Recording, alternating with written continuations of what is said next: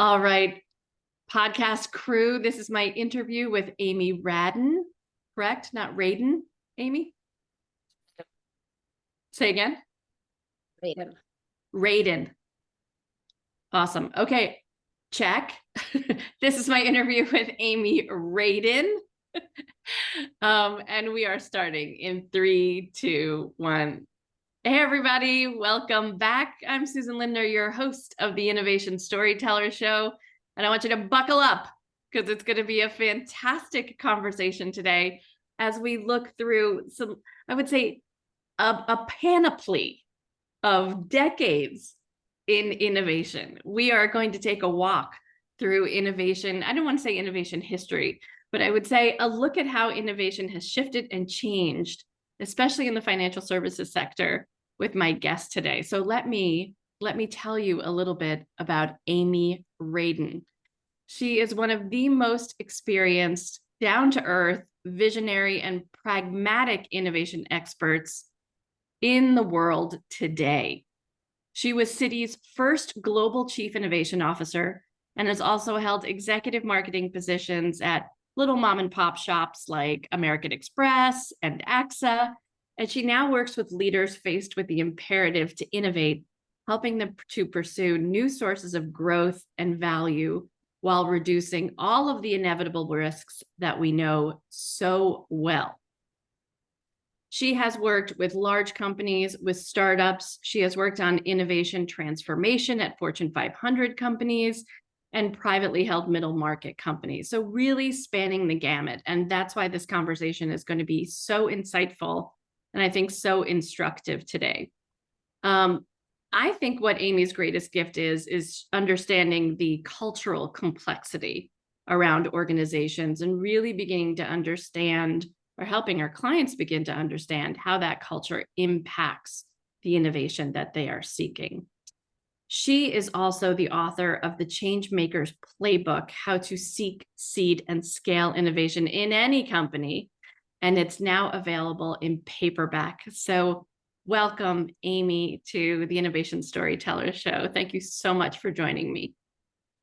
So great to be here, Susan, and thank you for that very, very gracious, over-the-top introduction. Well deserved, well deserved. So, the first question I ask all of my guests is, how the heck did you get here? How did you dive into this crazy world of innovation? And when did it start for you? Well, I certainly don't think as I was growing up, I wanted to be a chief innovation officer. That's for sure. What? This shocks me. That, I was thinking about it because I knew you were going to ask me this question, that when I started my corporate career, I always tended to gravitate towards the new, the novel, the next. And so for a long time, I was working as an innovator, although no one ever called it that. So the real story, when I officially got started, I had joined Citi in their credit cards division to lead the digital transformation of the credit card business, and which at that point was about 25% of Citigroup's P&L. It was a $5 billion. And what year was that, Amy? It was 2000. And so it's a long time ago.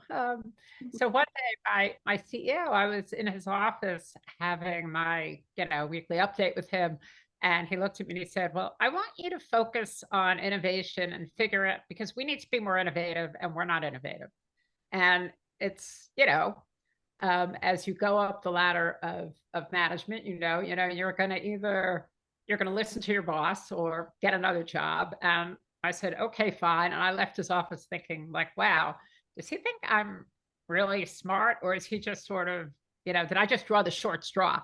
And that opened up an amazing door for me. I started to, through my network, had the opportunity to be mentored by and work professionally with a guy named Larry Keeley, he recently retired. He was running Deloitte's global consulting practice. And he was a co-founder of a very eminent firm called the Doblin Group that was an innovation consultancy going way back. And Larry and I worked together, and he really taught me the ropes. But it really all started with that conversation in my CEO's office. It's like, go figure out how to make us more innovative. That's it. Poof. A little fairy dust, call it a day, right? Sure. Let's do it. that he was an incredibly bright guy and financial manager, and he saw the writing on the wall that the business model for the credit card business was going to peter out. It was a business that was it was kind of a churn business. It was very much based on how many new cards could you acquire every year, and then obviously you try to get people to use the card, and then you get them to pay you back. But the model was running out of gas in a lot of ways, and he really saw the need to start to think differently about how we were going to compete and how we were going to be how we were going to differentiate. And so he saw me starting this. It started out really as a Skunk Works, as a way to help us start to place some bets on what the future could look like. Yeah. So take us through a little bit about that process, because we're talking about 23 years of innovation in the making, Amy. So can you share with us some of the innovations that you've worked on that were, really groundbreaking in their day and probably still today? Yeah. So, I think everything that my team came up with, we wanted to always link to our P&L, our balance sheet, and think about how can we do things that will move the numbers, because that was incredibly important to winning my colleagues over. At the same time, we drew a lot of our inspiration from thinking about people's emotional needs. As bankers, you like to think in the office, you think about things very rationally, but at the end of the day, most people behave irrationally around their money, even people with graduate school degrees.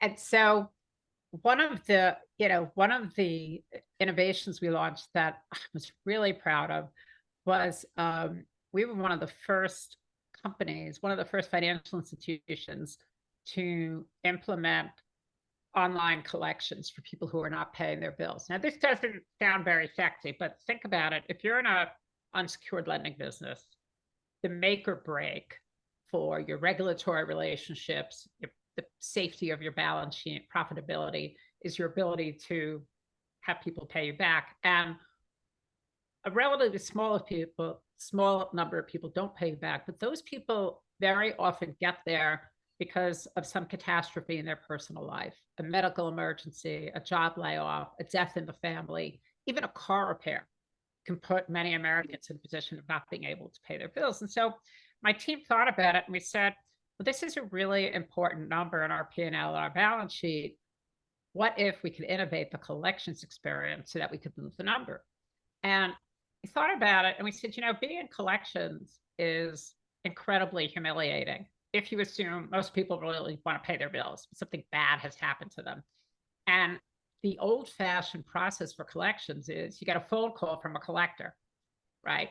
So they're calling you maybe at dinner time when they know they can catch you. Imagine your family is there. This is completely embarrassing. And we said,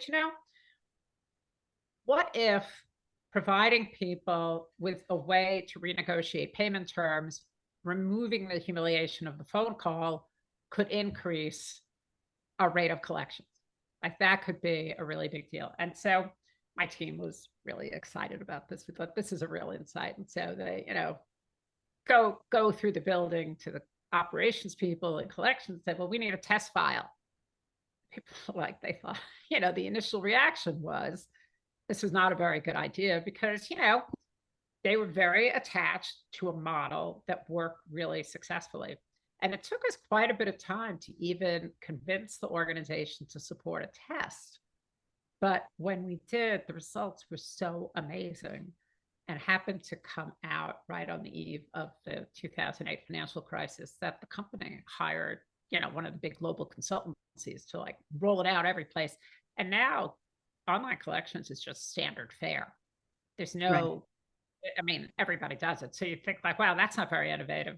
But at the time, it was really groundbreaking. And the big challenge was we started with an emotional insight. We wanted to do a small test, and it's just incredible resistance initially, because just the status quo model seemed to work. And so there wasn't a perceived need to really do something differently. So let's talk about that for a second. So what's the story that you had to tell in order to get people to sign off on that experiment? Yeah, it was really very much focusing on, the putting people in the situation of, most people really want to pay their bills. And there's definitely, some people think, well, people who don't pay are bad guys. So it's kind of overcoming that. Most people want to pay and telling the story around, look, here is why most people don't pay their bills. It's these personal catastrophes. And oftentimes you can relate to this. Like, what happens when there's a job loss? What happens when there's, a death in the family? What happens when there's a big unexpected medical expense?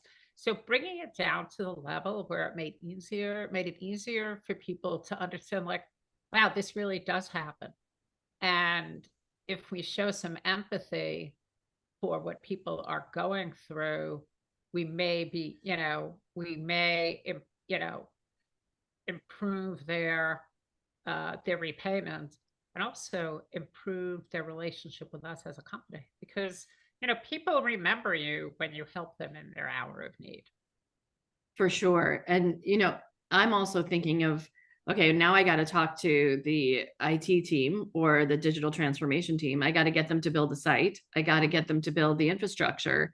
And they're totally maxed out in the midst of making a conversion to online banking and everything else that's going on. So what's the story that you need to tell to those folks to get things moving?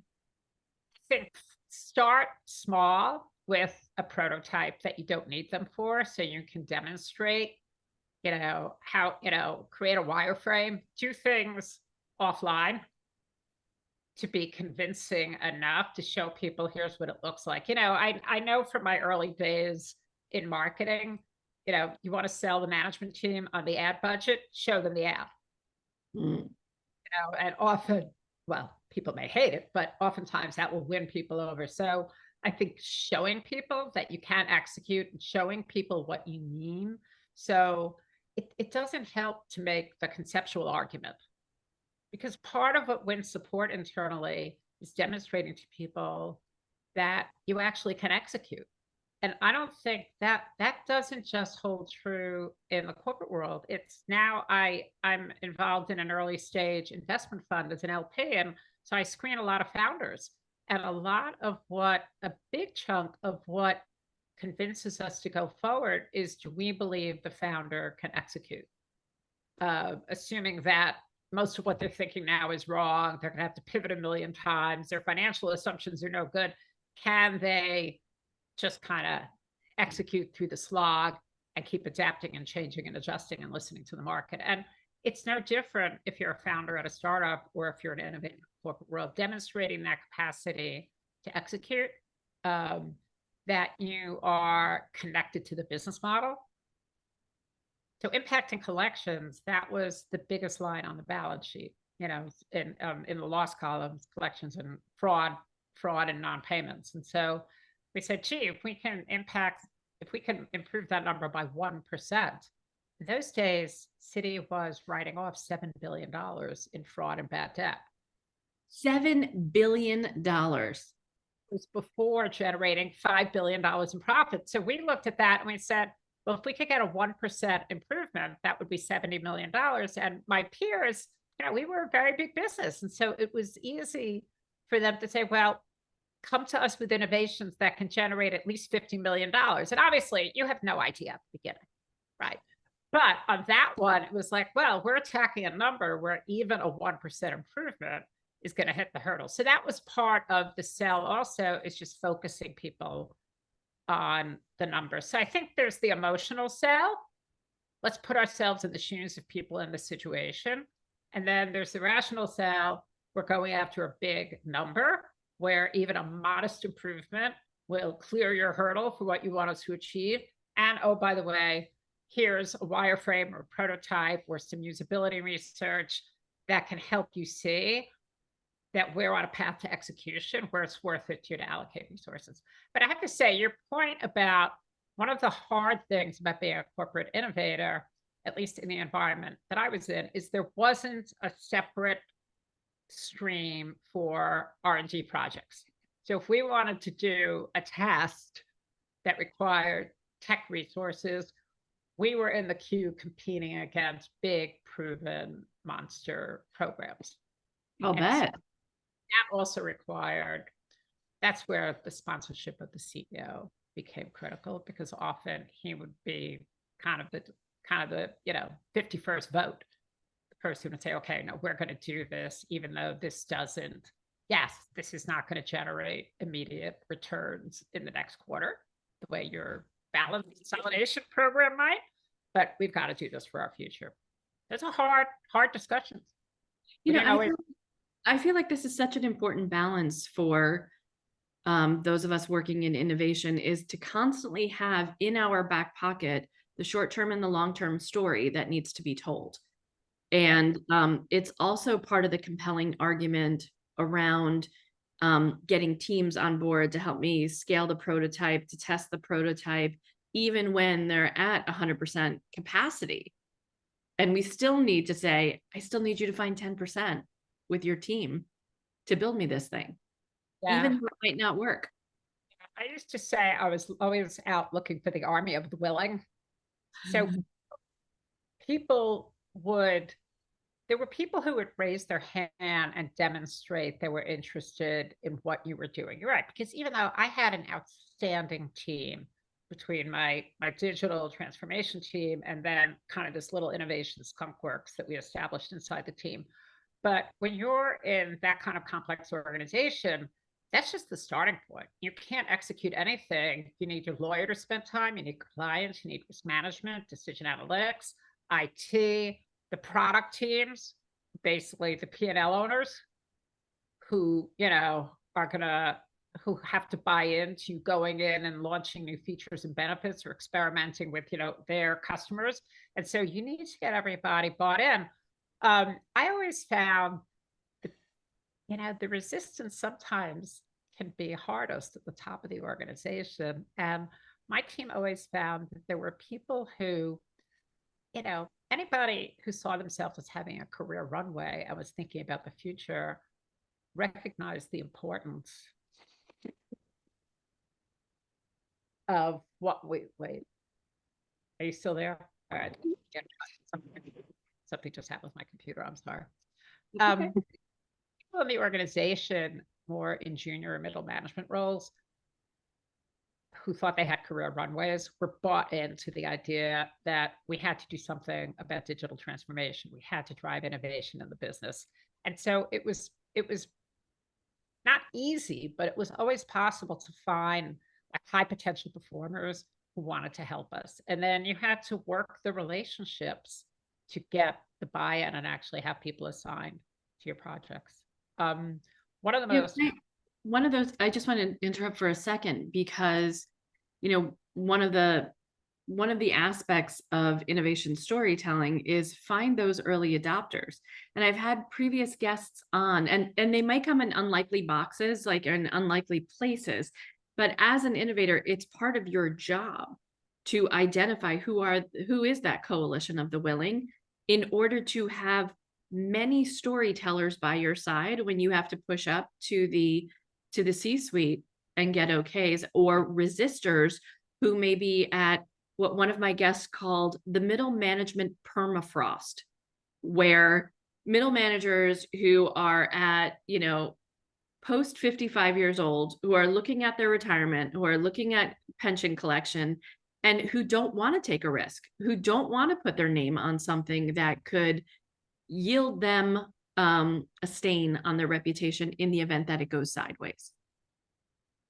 Yeah, and I think also I like that term, permafrost. In fairness, for me, having spent my whole career working in such regulated businesses, you are a lot of people in the middle, the way their jobs are configured, they've been directed by management to apply the policies and procedures that minimize and control for risk. So, on one level, they're just doing their jobs. Now, we could use a little more courage in the corporate world these days. You need people who are willing to take the risk of speaking up. But a lot of that permafrost comes from, especially in banking, in insurance, people are, they perceive their jobs and they've been told to apply the rules. So you've got to find those people. And I think that's a really important point that, one of the leaders I was coaching at one of my clients a couple of months ago, rather, they're going through a big transformation in how they create their customer experience, which they've now realized that innovating the customer experience can be a big source of differentiation for them. And so this is going to require a lot of change in the organization.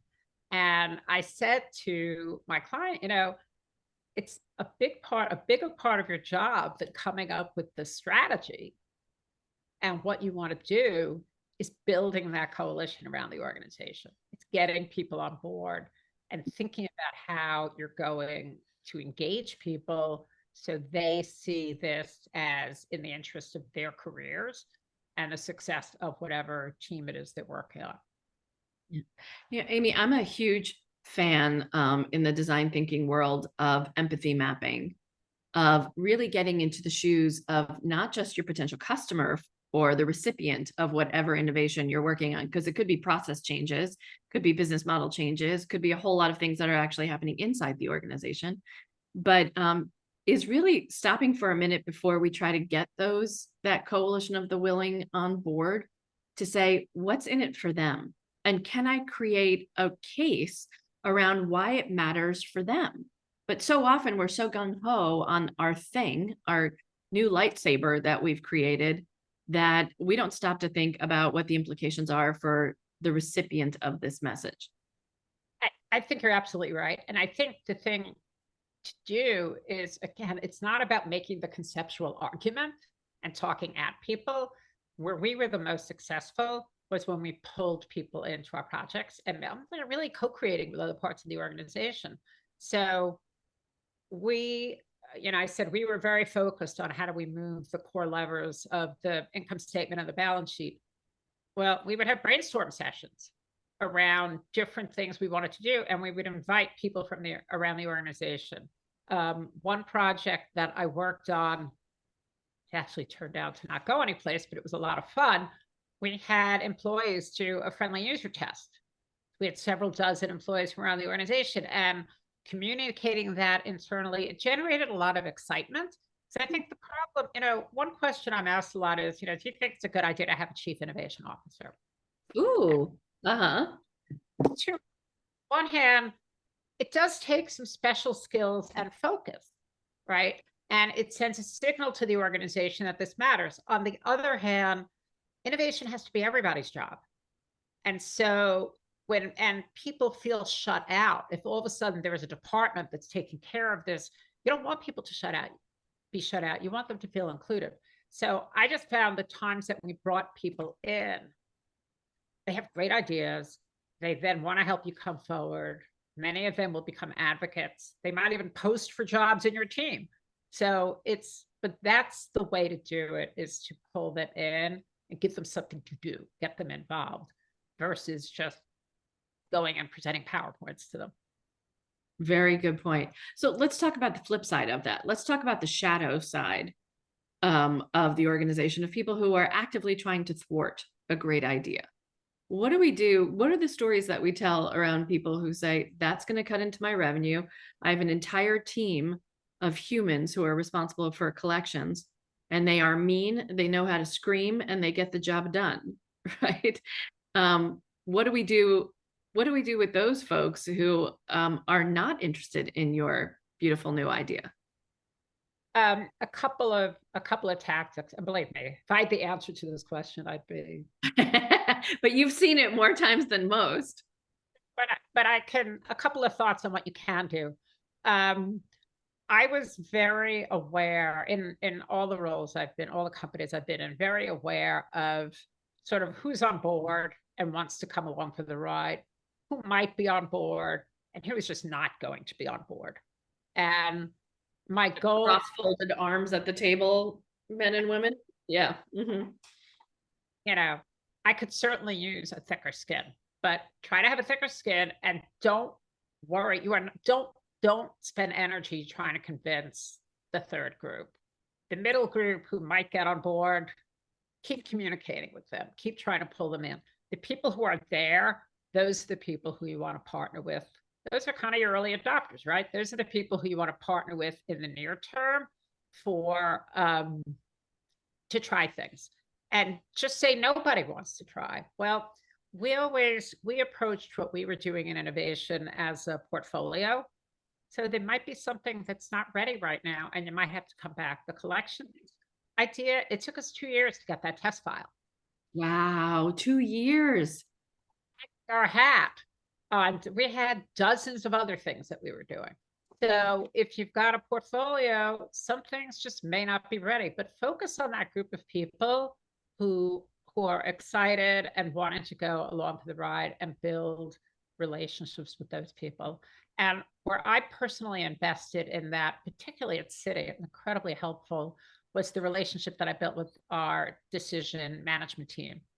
Because in such a data-oriented business where we had very, very sophisticated decision analytics skills, it was easy to see that that partnership was going to really important to helping us build credibility in the organization, and also to help us get answers to the questions that we wanted to answer, to help us design experiments that were statistically robust.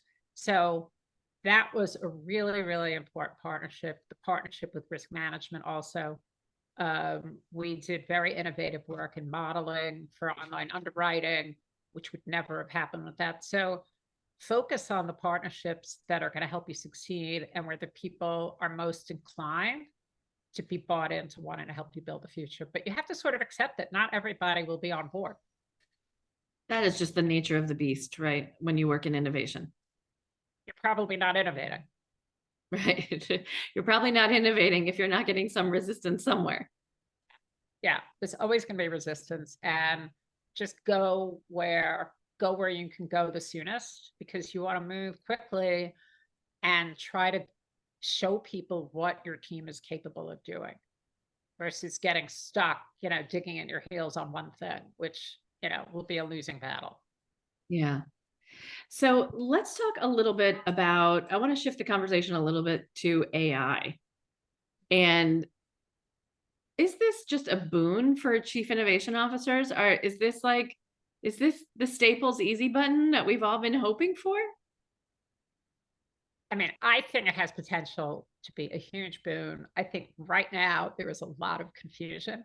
If I were a corporate chief innovation officer right now, I would be learning about AI and looking at AI as a tool that can help you. I'd be asking myself, how can the tools of AI help me deliver the product innovation, the customer experience innovation, the process improvement innovations? How can it help me as a tool versus AI for the sake of AI?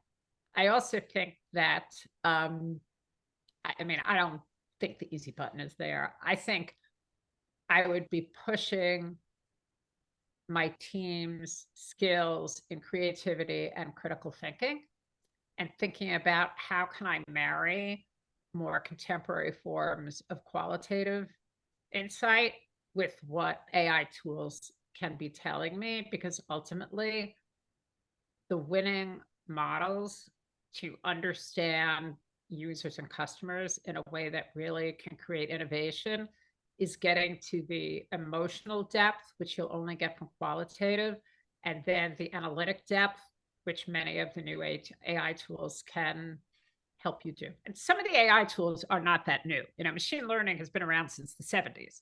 So there's a lot of buzzwords now and labels being slapped on things. But having come from the credit card industry, many of these tools are not really new.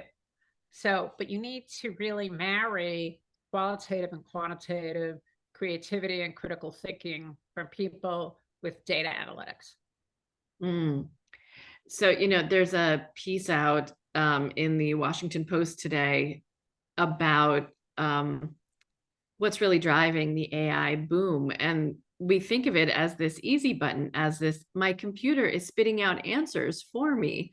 But the focus of this piece is actually the humans who are responsible for tagging and training the algorithm to do all the things we need it to do. And so just what the post is describing as digital sweatshops and the return of internet cafes, where folks in the Philippines are spending, 14, 18 hours a day tagging, decades worth of internet data so that AI is able to pull it up. But just as there's like a human backside, if you will, to this screen that presents itself to you, not to mention, I think we heard the burn rate of ChatGPT is $700,000 per day in energy costs around computing power. The other side of it, right, is the way that we will walk hand in hand with AI, right? So you and I were talking about how human plus machine is the construction that actually creates the fodder for innovation. When you think about the human and machine connection, right? That's always been there, whether you're doing quantitative analysis, eventually you have to do qualitative, right? We need this yin and yang. We need these both sides of the table for things to work. Where do you see AI and the human connection kind of moving next? Like, what should chief innovation officers be thinking about when they're thinking, because everyone is getting pressure. What are we doing about AI? A year ago, it was, what are we doing about the metaverse? And the year before that, from this podcast, it was, what are we doing about blockchain? All of these things that can feel like a trend, but this one feels a little bit different. Like it's not going away. No, I mean, it seems like AI, yeah, it's going to become, but it's a big and important tool that will end up being embedded in how we work. And clearly it will affect jobs. It will affect, I have a kid going to college next year. I have 2 children in the workforce. And I'm thinking like, wow, how are you thinking about this in your careers? What are you going to learn? I think, again, I think chief innovation officers need to surround themselves with people who really understand the technology, who can help them bust through the myths, because there's a lot of misinformation out there, and then really focus on the business model, their innovation goals, who are the customers they want to serve, what are their unmet needs, and where do these tools fit in to help you deliver on those needs. So it's in service to how you want to build relationships with the people whose problems you want to solve in a viable business model. It's not a thing by itself. And you're right, you cited all these other new technologies, over the years, things just come in and out. And this does feel different. This is here to stay. That doesn't change the need to connect the use of AI tools, the right AI tools, to the business and customer problems that you want to solve. And then to build your team's ability to apply creativity and critical thinking skills to get from data to insight to implications to action. And organizations struggle. I worked with a client earlier this year who thought their problem was, we need more data. And I was like, you do not need more data. You've got a bowl of rotting fruit full of data over here. Like, companies are awash, especially financial services companies. They are awash in data because they have all of their customers' transaction data, right? So they need to understand, they need people who can understand how to get from insights to implications to actions. And that comes back to you have the right analytics talent and the right creative and critical thinking talent working together, but in the context of an understanding of the business's strategy. So if you don't link your innovation to the business strategy, then it's like, what can I throw against the wall? Or you're always going to be reacting to, cool stuff. And you won't be able to create value for your business. You won't be around. I think truer words were never spoken. And, as I'm looking highlighted portions of this article, it says that more than 2 million people in the Philippines are currently doing this kind of crowd work around AI. And so our best workforce in the future, right? These are people who are just tagging and creating all the metadata around that we're using for AI. It's a reminder that even these incredible technologies, they are not human-free machine learning, right? They're humans behind the curtains that are feeding this stuff. And by the same token, on the innovation side is where's the human guiding hand, right? That moves this stuff, to your point, in alignment with strategy. Amy, I also want to ask you, you have such a vantage point, having been in organizations like Citi, like Amex, like AXA. A lot's changed, right? And maybe some things haven't. So give us the breakdown. What's changed since you've started in innovation and what has not? I think definitely what hasn't changed is people's anxiety about change, right? And An emotion, you can't get rid of it, and as hard as you try. And the fact that particularly when you're in a corporate setting, and especially a large company where the entire organization is engineered for predictability, and the results that have been promised to shareholder, you come along as the innovator and you are like the bolt being thrown in to the crank that's screwing things up. So I think that has not changed at all, and will continue to be a challenge. I think what has changed is the level of speed and complexity. It's just they're both much, much higher. And so that puts the innovator under a lot of pressure, the same way as anybody in any role is under pressure. Businesses move at an incredible rate of speed now. And I think the other thing is that with the pandemic, on the positive side, the pandemic has created incredible opportunities. People are rethinking their relationship to space, whether it's home or office, what kinds of jobs they want, all kinds of new needs. So there's a lot happening, and clearly a lot of disruption to old ways of doing things, but a lot of opportunity has arisen out of the pandemic, and you can see that on the negative side. I think that remote work is going to create challenges for innovators, because I think innovation is inherently so collaborative and often so serendipitous that I'm not sure that you can innovate with your team if it's always on a scheduled Zoom call. So much happens between the meetings. You run into people, you go out to lunch, and without more human contact and those opportunities for serendipitous conversations, just bringing people together in more relaxed settings, I think that will cost opportunity. And I think businesses have to find ways to overcome that, or they will really lose something from their cultures. I got such a laugh out of it when Zoom insisted that its workers needed to come back to the office at least 2 days a week. And I was like, you got us hooked on this drug, and now you want to take it away from your own team.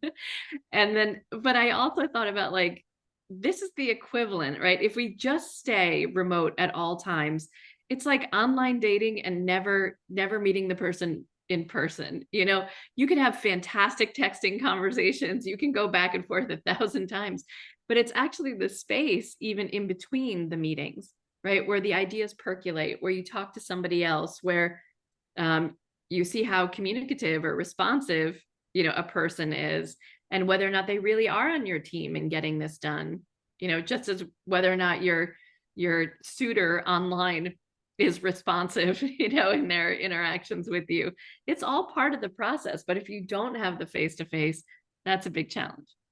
No, 100%. And it's where you build trust relationships. And it's been interesting over the last couple of years. I've built some really nice relationships with people who I have yet to meet or spend very little time with in person.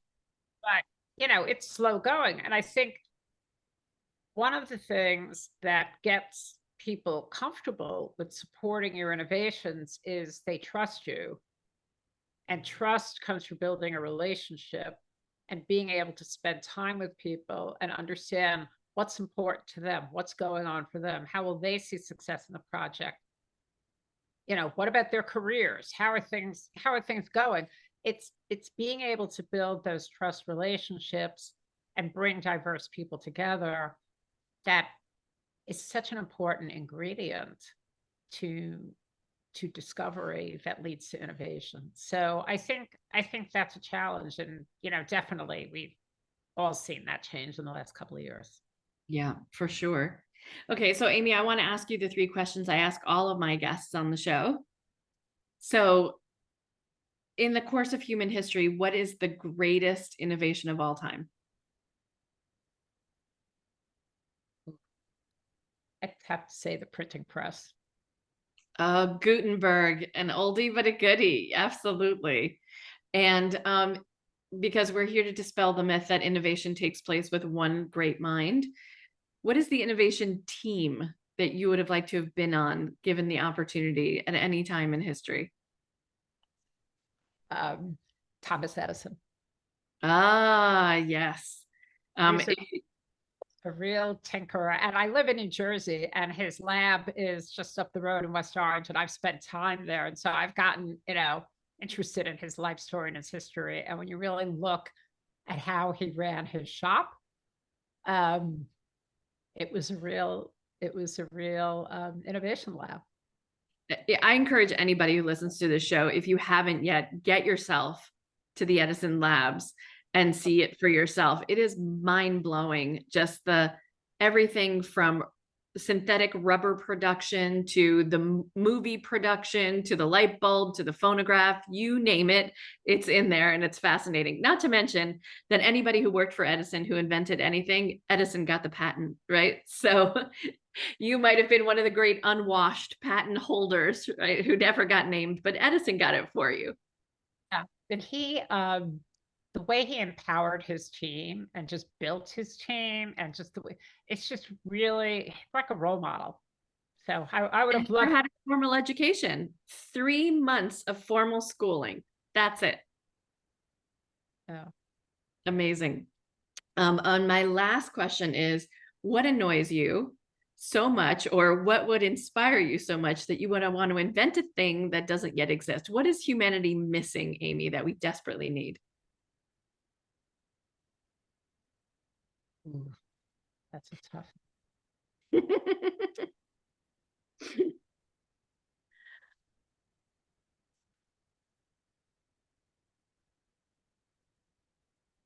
I think right now we need a solution to the climate disaster. Mm-hmm. I don't think it's going to be one solution. Agreed. Right. There are so many things that need to be addressed simultaneously. Yeah, I think before we get the solution we really need is to break through the resistance to that there even is a problem. So, but I think that's the pressing issue of our time, is the climate. I could not agree with you more. Amy Radin, if people want to get in touch with you, what is the best way for them to do that? Definitely. You can send me an email, amy@amyradin.com, or reach out to me at LinkedIn, or you can come to my website, which is also amyradin.com. So many ways to track me down. I'd love to hear from you. Yes, and please take a look out for Amy's book. We'll put that in the show notes as well. Amy, thank you so much for joining me. Thank you for allowing us to buckle up on the bumpy ride through 2.5 decades of innovation. We appreciate you. Thank you so much. For having me. Have a great day. You too.